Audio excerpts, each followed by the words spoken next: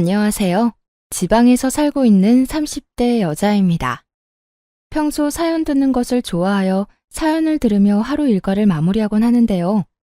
사연을 들을 때마다 내 사연도 보내봐야지 생각만 하다 오랜만에 쉬는 날이 생겨 이렇게 사연을 쓰게 되었습니다. 저는 첫사랑과 결혼을 하게 된 사람인데요. 저만 남편이 첫사랑이 아닌 남편 역시 제가 첫사랑이었어요. 남편과 전 엄마 친구 아들, 딸들로 남편은 저보다 4살이 많았는데 부모님들끼리 가깝게 지내시다 보니 저희 역시 어릴 때부터 꽤 가깝게 지내며 자연스럽게 서로에게 호감을 가지게 되었죠. 어릴 땐 마냥 친한 오빠였는데 점점 커가면서 이성적인 호감이 생겨나더라고요. 남편 역시 그랬다고 하고요. 서로에게 호감을 가지고 있었던 저희는 고등학교를 진학하게 되면서 바빠진 생활 때문에 자연스럽게 왕래가 없어지게 되었고 30대가 되던 때까지 단 한 번도 만나지 못한 채 지내게 되었어요. 세월이 흘러 저희가 다시 재회하게 되었던 것은 남편의 형인 시숙의 결혼식장이었고 그날 이후 저흰 연락을 주고받다 연인 사이가 되어 결혼까지 하게 된 것이었죠. 시댁에서도 워낙 어렸을 때부터 알고 봐왔던 터라 며느리이기보단 딸에 가까웠고 남편과의 결혼 생활도 꽤 만족스러운 편이었습니다. 하지만 이런 저의 생활에 단 한 가지 문제가 있었는데요. 그것은 다름 아닌 형님이었어요. 형님은 저보다 1년 빨리 결혼을 했었는데 알고 보니 남편과는 친구 사이더라고요. 남편과 가까운 친구로 지내던 형님은 시숙과 마음이 통해 결혼까지 하게 된 것이었고 저희가 연애할 때부터 저에게 살갑게 굴지 않던 형님은 제가 가족이 되고 나서도 저를 알게 모르게 시샘하고 미워하는 것이 느껴졌죠. 이거 동서가 다 한 거야? 간이 전혀 안 맞네. 일찍 직장 생활했다더니 일하느라 음식은 전혀 배우지 못했나 봐. 그리고 이렇게 음식을 담는 사람이 어디 있어? 보기도 좋은 떡이 먹기도 좋다는 말 몰라? 실컷 정성스레 음식 만들어 놓고 이렇게 담으면 맛없어 보이잖아. 그냥 이렇게 담지 말고 위에 깨라도 좀 뿌려라. 겉절이에 깨를 뿌려 담아내라고 간섭하는 것은 물론이었고 다들 간이 세지 않아 딱 좋다고 칭찬 일색이었던 제 음식에 대해 핀잔을 늘어놓은 것은 기본이었어요. 거기에다 옷을 조금 편하게 면바지에 맨투맨 티셔츠를 입고 가는 날엔 동서, 아무리 어릴 때부터 알던 사이라고 해도 이건 아니지. 옷차림이 그게 뭐야? 이렇게 핀잔을 주고 결혼식이 있어 조금 차려입고 가는 날엔 동서, 어디 선이라도 보고 왔어? 아무리 시댁에 오는 날이라도 그 차림이 너무 과한 거 아니야? 오늘이 무슨 날도 아니고 그냥 밥 먹는 자리에 그런 차림으로 오면 난 오늘 일하지 않고 대접만 받다가 가겠다는 뜻 같잖아. 이렇게 핀잔을 늘어놓더라고요. 그날 역시 다른 날과 다름이 없는 날이었어요. 시댁에서 다 함께 모여 식사를 한다고 하였고 저는 그날 친정에 볼 일이 있어 잠시 들렀다가 시댁으로 가게 되었죠. 평소 시모가 좋아하시던 친정엄마가 만든 수박 껍질 요리를 가지고 갔는데 그걸 본 형님이 아니나 다를까 어김없이 시비를 걸어오기 시작하더군요. 이게 뭐야? 이거 혹시 수박 껍질이야, 동서? 네, 이거 수박 껍질로 만든 무침인데 한번 드셔보실래요? 생각보다 맛있어요. 난 됐어. 다들 음식물 쓰레기라고 버리는 걸로 무슨 무침을 만들어? 동서도 참 동서다. 시댁에 오면서 이런 걸 가지고 오면 어떡해? 아무리 어릴 때부터 봐서 편한 사이라고 해도 그렇지. 이건 음식이 아닌 쓰레기 아니야? 친정엄마가 정성껏 만들어준 음식을 보고 쓰레기라고 하는데 정말 화가 치솟아 오르더라고요. 아무리 본인은 이런 걸 먹어본 적이 없다고 한들 그런 말을 굳이 입 밖으로 뱉어낼 필요는 없는 거 아닌가요? 그 정도는 상대방에 대한 예의이고 상식이라고 생각하는 전 도무지 형님의 언행이 이해가 되지 않았고 그와 더불어 화도 많이 난 상태였죠. 형님, 아무리 그래도 해온 사람 정성이 있는데 그걸 쓰레기라고 하는 건 너무한 거 아닌가요? 동서, 왜 이렇게 흥분을 하고 난리야? 아니, 그렇잖아. 다른 사람들은 수박 먹고 껍질 버린다고 골머리가 아프다는데 동서는 그런 음식물 쓰레기로 음식이라고 만들어 왔으니 내 입장에선 양념한 음식물 쓰레기라고 생각할 수밖에 더 있겠어? 그래도 음식물 쓰레기는 아니죠. 제가 설마 음식물 쓰레기를 시댁에 가지고 왔겠어요? 아니면 그만이지. 뭘 이렇게 화까지 내고 그래? 음식물 쓰레기 같아 보여 음식물 쓰레기라고 했을 뿐인데 바른말 2번 했다간 동서 나한테 욕도 하겠어. 제가 반응을 보이자 그것이 또 재미있었는지 더욱 신나서 비아냥대기 시작했고 전 그런 형님의 모습을 보며 순간 정말 눈이 핑 돌아갈 만큼 화가 나더라고요. 그래서 제가 무어라 형님에게 한 소리 하려는 찰나 저희 대화 소리를 다 들어버린 시모가 주방으로 걸어 들어왔어요. 척 보기에도 화가 단단히 난 표정을 한 시모는 형님의 곁에 서더니 상황에 대해 물어보기 시작하더군요. 무슨 일이길래 주방에서 음식물 쓰레기라는 말이 나오는 거야? 전 당연히 아무 말도 하지 않았고 수박 껍질 무침이 저희 엄마가 해준 음식이라는 것도 시모가 그것을 좋아한다는 것도 전혀 알지 못하는 형님이 무침을 가리키며 신나서 시모에게 이르기 시작했어요. 아니 어머님, 이걸 동서가 반찬이라고 가지고 왔더라고요. 수박 껍질 무침이라나 뭐라나? 그래서 음식물 쓰레기라는 말이 나왔다는 게야? 그렇잖아요. 요즘 세상에 먹을 게 얼마나 많은데 이런 걸 가지고 오는지. 괜히 어머님 보시면 기분 나쁘실 수도 있겠다 싶어서 제가 나서서 한 소리 하고 있었어요. 시모의 표정은 더욱 굳어져만 갔고 그런 시모의 표정이 심상치 않음을 느꼈는지 시모의 눈치를 살피며 의아한 표정을 짓더라고요. 어머님, 왜 그러세요? 혹시 기분 나쁜 일 있으세요? 기분? 당연히 기분 나쁘지. 요즘같이 먹을 거 많은 세상에 이런 걸 가장 좋아하는 사람이 바로 나다. 이거 둘째 친정엄마가 나 먹으라고 직접 해서 보낸 것 같은데 너 어떻게 말을 그렇게 할 수가 있니? 네가 못 먹어보고 안 먹는 음식이면 전부 음식물 쓰레기라고 하는 거니? 어쩌면 애가 이렇게도 생각 없이 말을 하는 게야? 형님의 얼굴은 순식간에 새빨개져 아무 말도 하지 못하고 있었고 시모는 그런 형님의 모습이 더욱 화가 난다는 듯 호통을 치기 시작하더군요. 그제야 정말 큰일이 났다 싶었는지 시모에게 빌기 시작했어요. 다른 사람이 정성으로 한 음식에 그렇게 함부로 말하는 거 아니다. 당사자가 이 말을 들었으면 얼마나 힘 빠지고 기분 나쁘겠어. 어머님, 저는 동서 친정어머니께서 해주신 음식이라고는 생각도 못했어요. 어머님이 좋아하시는 음식이라고는 더욱 생각 못했고요. 정말 죄송해요. 제가 생각이 짧았어요. 그러면 넌 그저 둘째가 한 음식이라고 생각하고 그런 말을 했다는 건데 그건 그거대로 문제가 있지 않니? 어떻게 당사자를 앞에 두고 음식물 쓰레기라는 말을 할 수가 있어? 내 앞에선 갖은 착한 척은 다 하더니 모두 연기였던 게야? 아니에요. 그런 게 아니라 저도 모르게 나온 말이에요. 정말 죄송해요. 동서, 기분 많이 상했어? 내가 미안해. 앞으로 조심할게.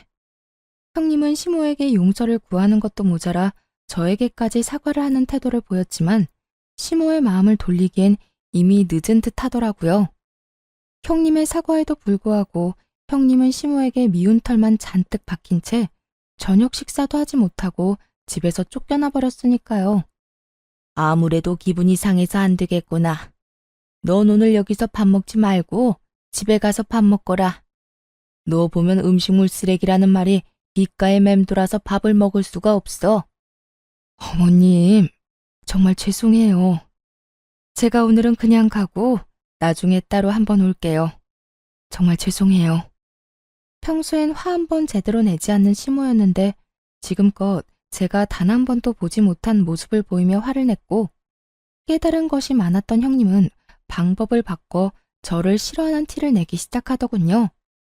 저에게 말을 걸지도 않을 뿐더러 시선조차 주지 않으며 그야말로 저를 투명인간 취급을 하기 시작했죠. 형님, 언제 오셨어요? 제가 이렇게 말을 걸어도 제 말은 안 들리는 사람처럼 시모에게 쪼르르 달려가 갖은 알랑방귀를 끼어대더군요. 어머님, 저 뭐 하면 될까요? 저한테 다 맡기시고 어머님은 들어가서 좀 쉬셔요. 며느리가 둘이나 있는데 아직 이렇게 주방에 계시면 어떻게 해요? 얼른 들어가서 좀 쉬세요. 이렇게 말입니다. 따져보자면 제가 잘못한 것이 있는 것도 아닌데 저에게 화풀이하는 것도 꼴같지도 않았지만 괜히 아는 척을 해오며 시비를 거는 것보다 훨씬 편안하긴 하더라고요. 워낙 별것도 아닌 것에 시비를 걸어오던 탓에 차라리 무시당하는 편이 더 편안하다고 생각하게 되는 상황이 황당하긴 하지만 어찌되었든 한결 편안해졌으니 되었다고 생각하던 참이었어요. 형님이 모른 척을 하니 저 역시 형님에게 굳이 말을 걸지 않는 날이 길어지고 있었는데 하는 수 없이 연락을 해야만 하는 일이 생겨나고야 말았었어요. 그 이유는 다름 아닌 남편 때문이었는데 대학교 동창이 부친상을 당해 장례식장을 간다며 나간 남편이 연락도 없이 외박을 한 것이었죠. 날이 밝아올 때까지 남편은 여전히 연락이 없었고 저는 하는 수 없이 대학교 동창인 형님에게 연락을 하게 된 것이었어요. 동서가 무슨 일이야? 나한테 연락 한 통 한 적이 없는 사람이. 그게요, 형님. 다름이 아니라 저희 남편이 대학교 동창 부친상에 간다며 나갔는데 연락도 없이 외박을 해서요. 아직도 연락이 안 돼서 걱정이 돼서 연락드렸어요. 그래서 말인데 혹시 형님 친구분들께 어떻게 된 일인지 좀 여쭤봐 주시면 안 될까요? 아무래도 무슨 일이 있는 것 같은데 아예 연락이 안 되니까 불안해서 가만히 있을 수가 없어요. 뭐? 외박? 어제 승인이 아버지 장례식장에 애들이 많이 모이긴 했었거든. 나도 잠시 다녀오기도 했고 말이야. 네, 그래서 형님께 전화드렸어요. 제가 그이 친구들 전화번호는 아는 게 없어서요. 그래, 잘했어. 어제 보니까 서방님이 많이 힘들어하긴 하더라고. 제일 친한 친구라서 울기도 많이 울고 말이야. 아마 그 정신에 정신없이 손님 받고 이런저런 일 하느라고 연락도 못하고 잠들었나 보네. 술도 한두 잔 했을 테고 말이야. 있어봐. 내가 친구들한테 연락 한번 해볼게. 남편을 대신해 갖은 변명을 해주더니 친구들에게 연락해봐 주겠다며 전화를 끊더라고요. 그리곤 얼마 지나지 않아 다시 연락이 왔고 남편의 소식을 전해주었어요. 동서, 걱정하지 마. 내 말대로 거기서 잠든 게 맞는다고 하더라. 아, 그래요? 다행이긴 하네요. 연락도 없이 외박한 적은 처음이라 5만 가지 상상을 다 했지 뭐예요. 왜 안 그렇겠어. 나라도 그랬을 거야. 어쨌든 서방님 어제 장례식장에서 손님 다 받고 새벽녘까지 승인이랑 둘이 울고불고 하다가 잠들었다고 하더라. 그러니까 동서도 오늘은 잔소리하지 말고 그냥 넘어가 줘. 서방님이 오죽했으면 동서한테 연락할 정신도 없었겠어? 네, 감사해요 형님. 덕분에 이제 마음이 한결 편안해졌네요. 고맙기는. 동서도 좀 쉬어. 잠 한숨 못 잤겠네. 앞으로 내가 동창들 만나거나 하면 따로 동서한테 연락해 줄게. 전에 본 적 없는 호의를 저에게 베풀어주고 있었고 전 그런 형님이 의심스럽기는커녕 이런 면도 다 있다며 정말 진심으로 고마운 마음을 가지게 되었죠. 그 당시엔 제 뒤로 무슨 짓을 하고 있을 거라곤 전혀 상상도 하지 못한 상태였고 아무리 저와는 사이가 좋지 않다고 한들 같은 여자로서 저에게 그런 거짓말을 하지 않을 거라 믿어 의심치 않았던 상황이었습니다. 형님의 말에 안심을 하고 남편을 기다리고 있으니 하루 사이 많이 수척해진 남편이 집으로 들어오더라고요.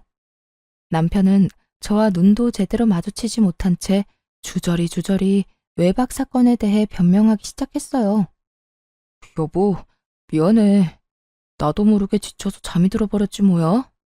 사실은 친구 아버지가 나를 아들처럼 여기고 엄청 잘 대해주셨거든.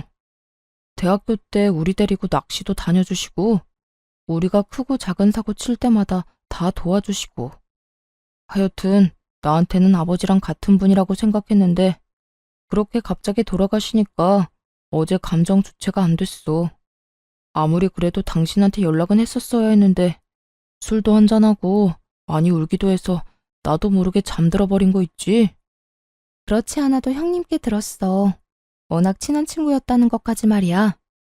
연락도 없이 외박할 사람이 아닌데 온다 간다 말도 없이 안 오니까 걱정했던 건 맞는데 그렇다고 화가 난 건 아니니까 그런 걱정은 하지 마. 그나저나 좀 괜찮아? 친구는 어때? 좀 진정됐어? 정말 진심이었어요. 이때까지만 해도 정말 남편에 대한 걱정이 앞섰을 뿐 그 어떤 의심은 하지 않고 있었는데 그 다음 남편의 입에서 나오는 말로 인해 상황은 180도 바뀌고야 말았습니다. 어? 하진이 진정되는 거 보고 바로 왔어. 어쨌든 미안해. 다음부턴 이런 일 없도록 할게. 어? 그래.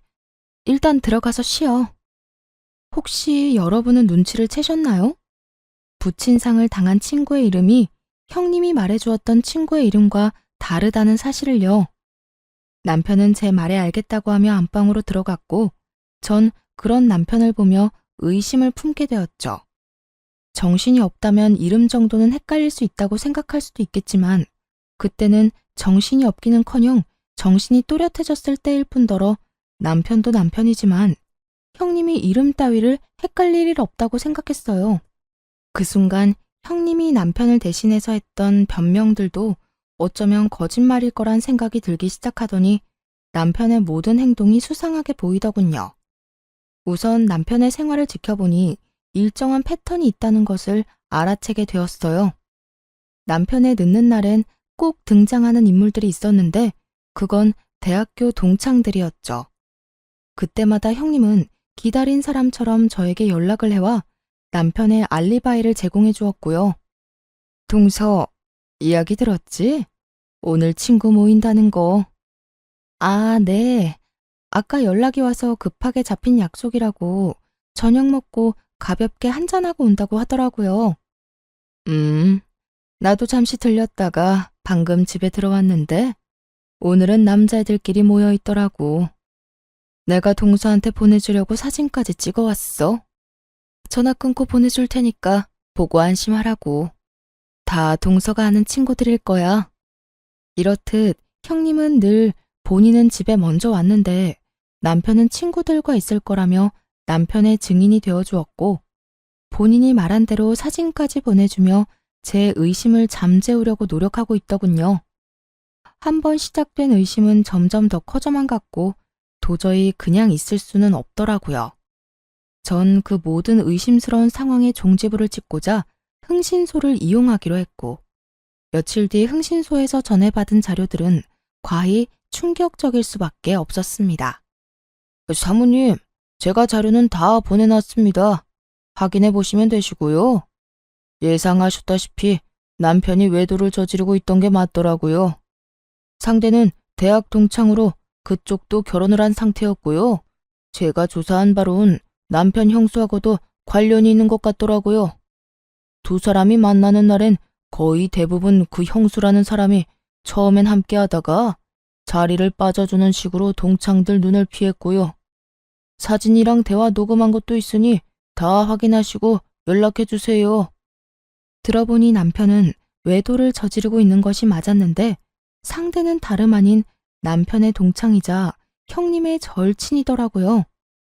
녹음된 파일은 남편과 상간녀의 대화였는데 두 사람이 어떻게 시작되었는지 낱낱이 녹음되어 있었죠.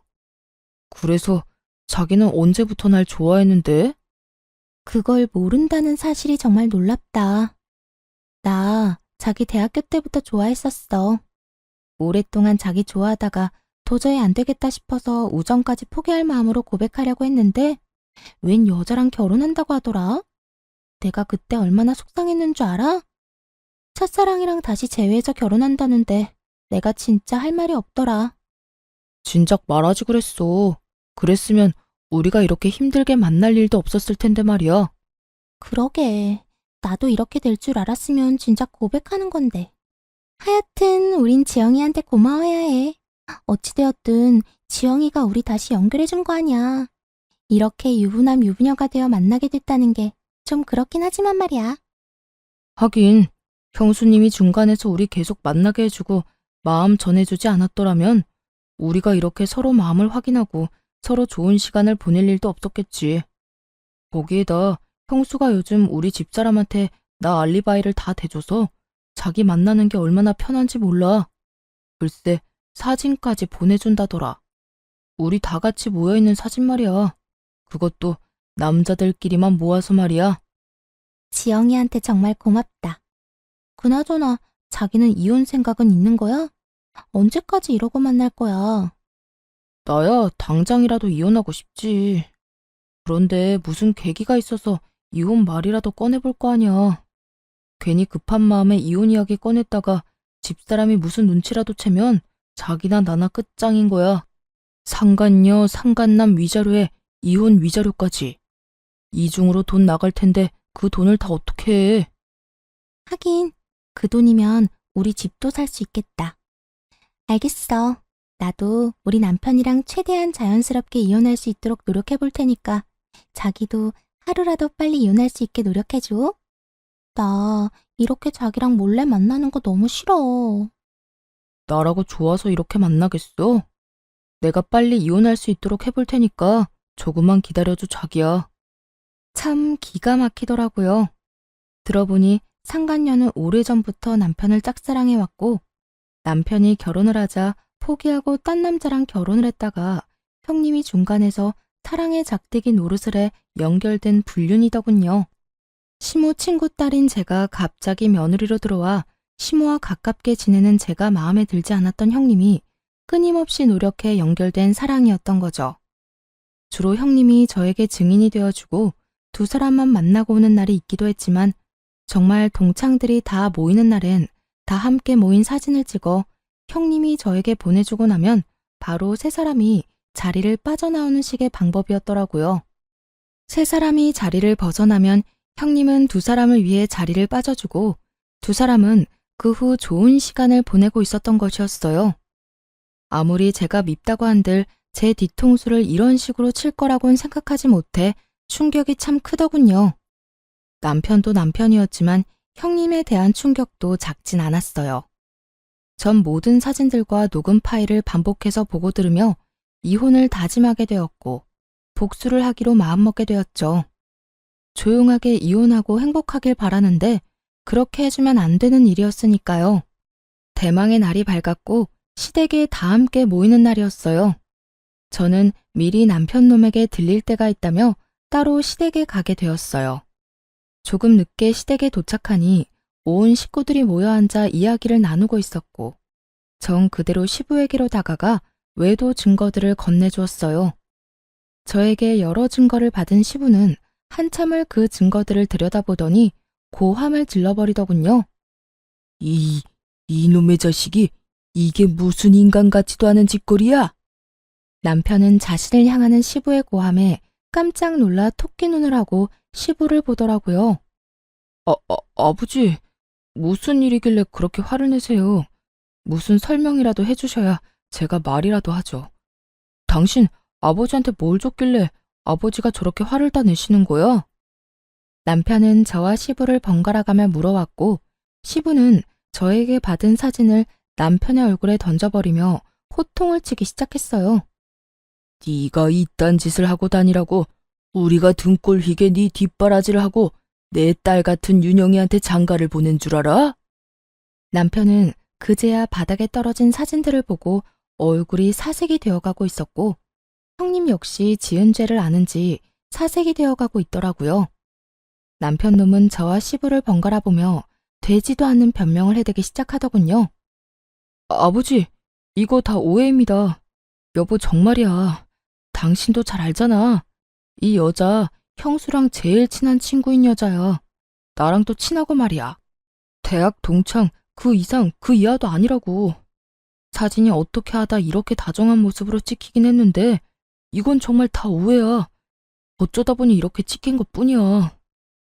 모든 사진에 손을 어깨에 두른다거나 자연스럽게 머리칼을 매만지고 있었는데도 불구하고 우연일 뿐이다, 오해일 뿐이라며 변명을 하고 있었고 식구 중 남편의 말을 믿는 사람은 단 한 사람도 없었어요.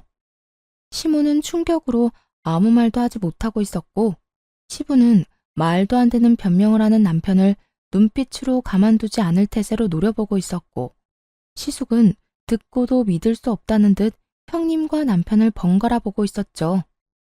당신하고 이 여자 사이엔 우연이 참 많은가 봐.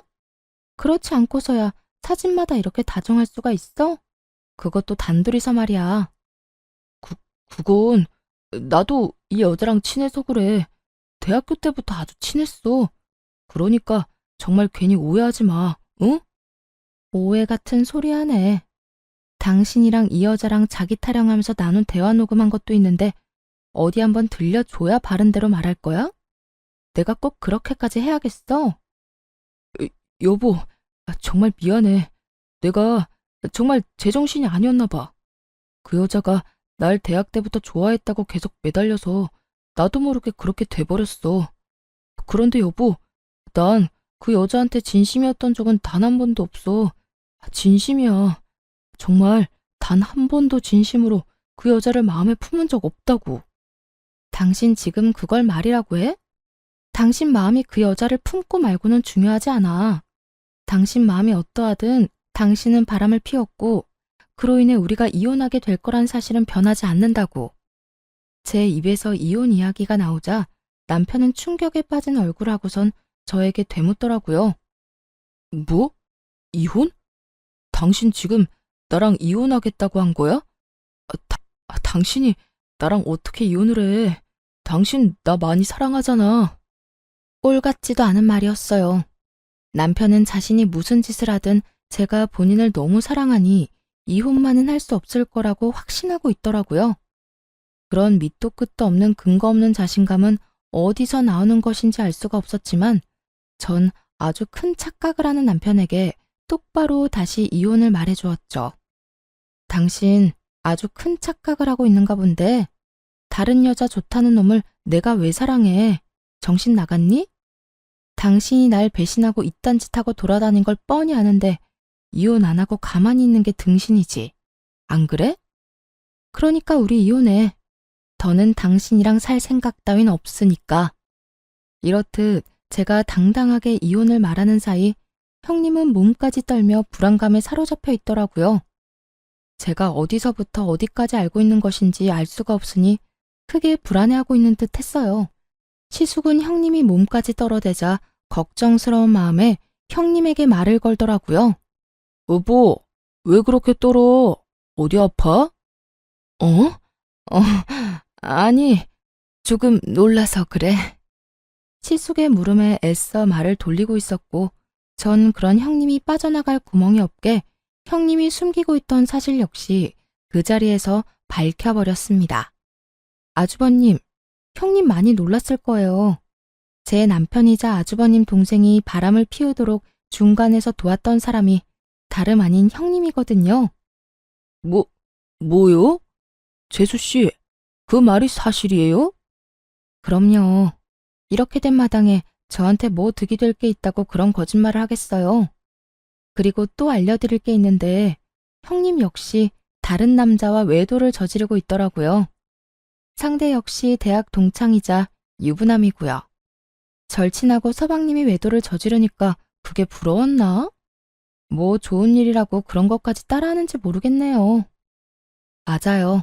저는 남편의 뒷조사를 하며 형님의 뒷조사도 하게 되었고 형님 역시 동창이자 유부남과 외도를 저지르고 있더라고요. 친구들까지 옛 기억을 떠올리며 즐거운 시간을 보내는 동창회가 아닌 불륜회가 벌어지는 것과 다름이 없는 상황이었죠. 제 말을 들은 시숙은 곧장 몸을 떨고 있는 형님의 멱살을 잡아올리며 말했어요. 야, 이게 전부 사실이야? 동창회 간다더니 거기서 내 동생을 바람 피우게 만든 것도 모자라서 당신도 바람을 피우고 있었다는 게? 당신이 어떻게 나한테 이럴 수가 있어? 내가 당신한테 어떻게 했는데? 여보, 내가 미안해. 내가 정말 미쳤었나 봐. 나도 그러지 않으려고 했는데 어쩌다 보니까 그렇게 됐어. 정말 미안해. 미안?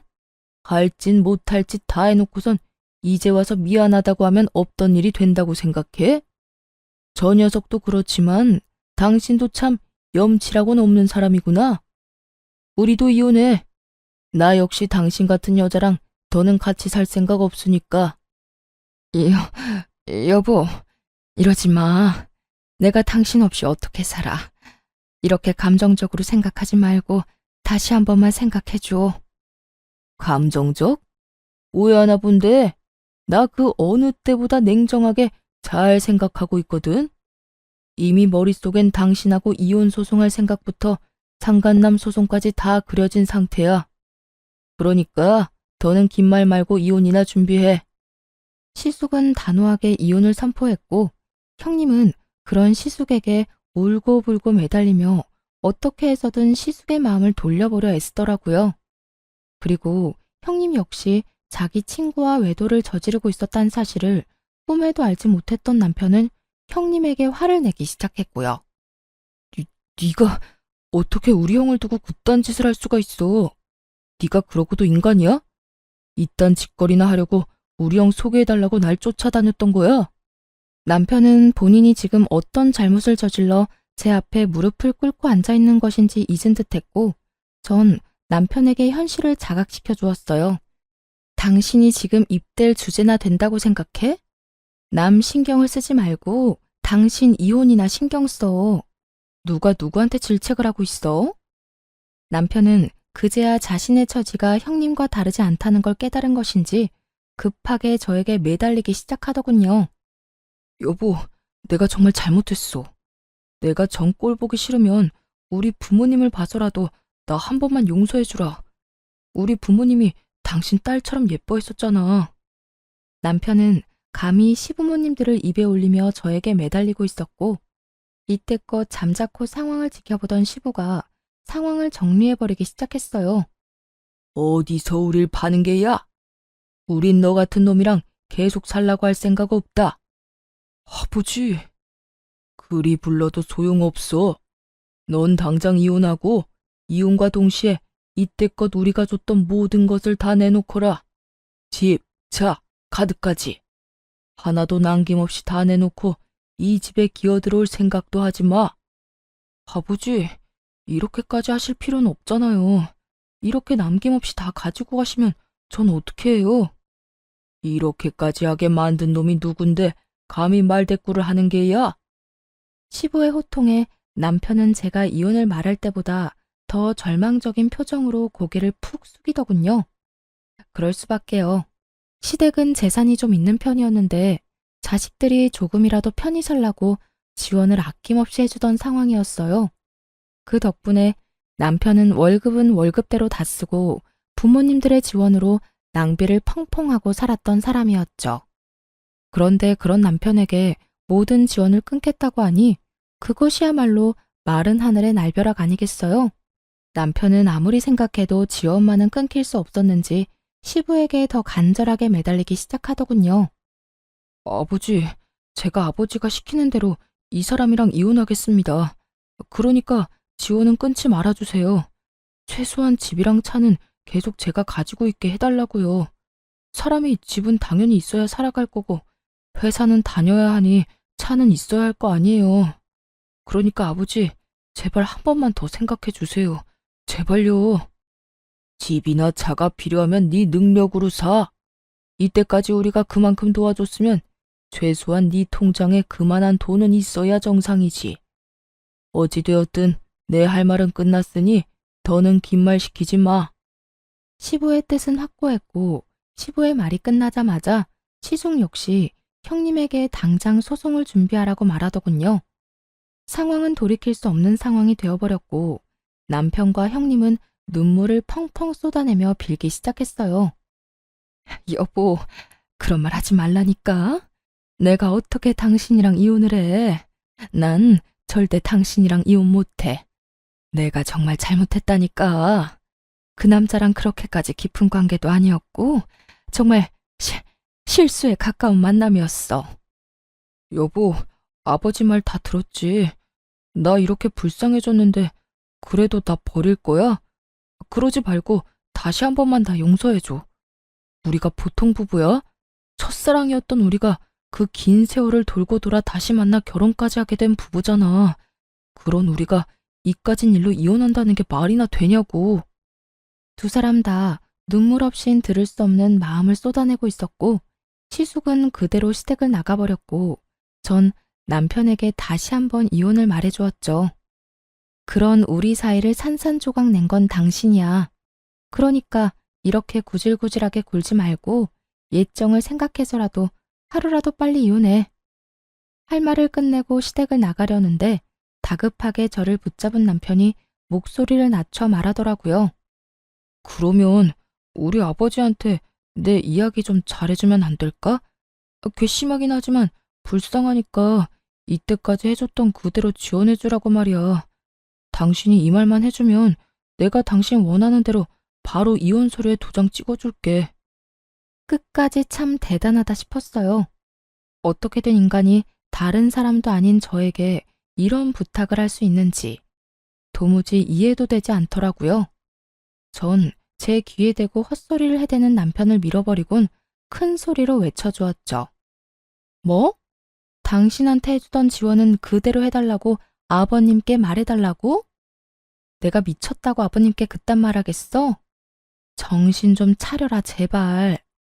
지금 심정으론 당신이 가진 거라면 양말 하나까지 싹 다 빼앗고 싶은 심정이니까 헛소리 말고 법원 나오라는 날에 늦지 말고 오기나 해.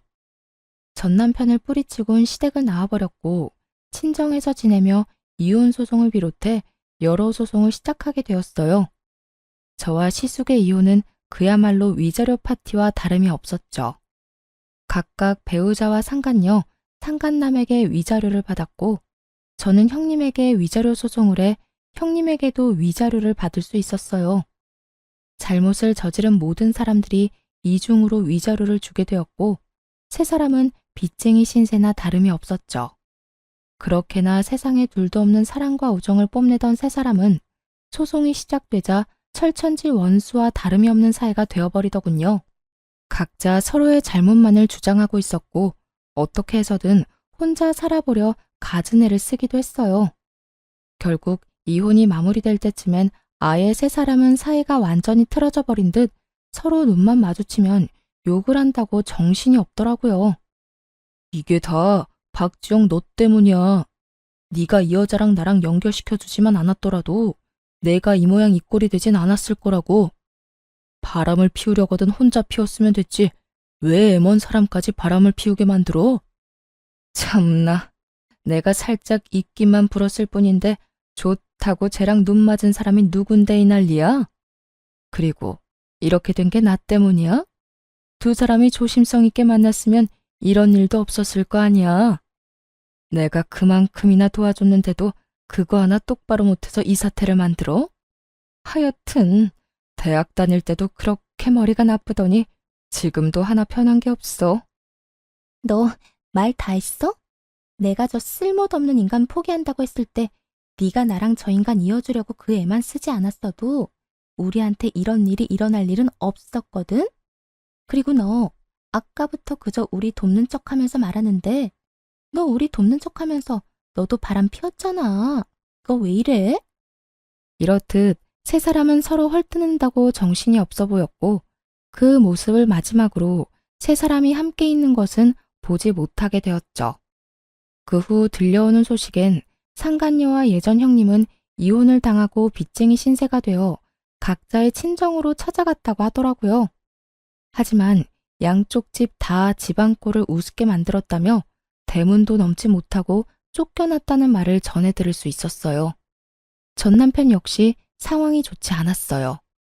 전 남편은 저와의 소송은 어떻게 무사히 넘겼지만 상간녀의 전 남편이 회사로 찾아와 한바탕 난리를 피워댄 덕에 회사는 그만두게 되었고 오갈 데도 없는 빚쟁이 신세가 되었다고 하더라고요. 그야말로 돈 걱정 없이 살던 사람이 한순간에 거지 신세가 되어버린 거였죠. 그렇게 거지 신세가 된 전 남편은 오갈 데가 한 곳도 없었는지 저를 찾아왔더라고요. 거짓골을 하고서 울고불고 매달리기 시작하는데 엄청 절박하기는 한가 보더라고요. 여보, 제발 나 좀 살려주면 안 될까? 소문 들었는지 모르겠는데 나 회사까지 잘려서 진짜 돈 나올 구멍이 없어. 그래서 뭐, 나보고 뭐 어쩌라고? 돈이라도 달라는 말인 거야? 저는 이렇게 찾아와 그런 말을 하는 이유를 물었고 제 말이 끝나자마자 무릎까지 꿇더니 말을 속사포로 뱉어내기 시작했어요.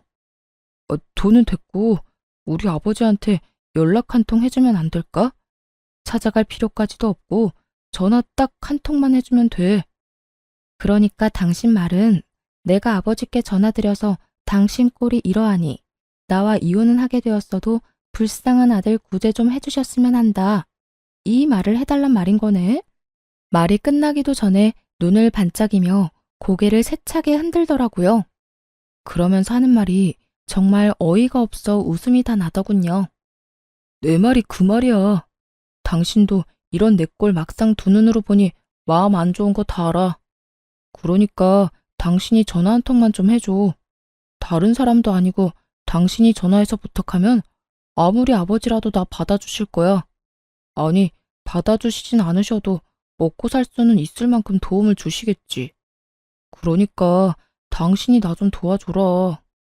정말 전 남편이라는 놈은 변한 것이 하나도 없더라고요. 어떻게 저딴 생각을 할 수 있는 것인지. 아니, 머릿속으로 생각할 수는 있다고 해도 어떻게 그 머릿속에 있는 말을 뻔뻔하게 내뱉을 수 있는 건지 어떤 면에선 참 대단하다 싶기도 했습니다. 기대 가득한 눈빛을 보내는 전 남편에게 일말의 희망도 남기지 않기로 했어요. 자신이 한 짓이 있는데 감히 희망을 품다니 가당치도 않은 상황이었죠.